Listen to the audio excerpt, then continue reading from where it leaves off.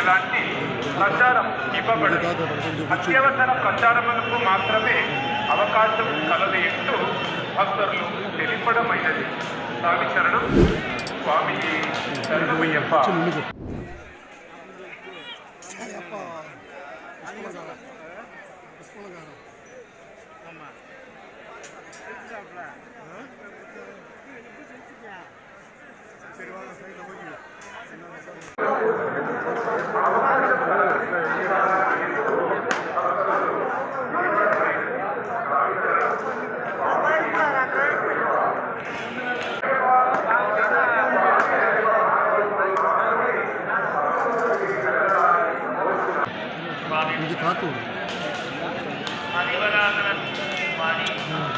பகவானுடைய திருநடை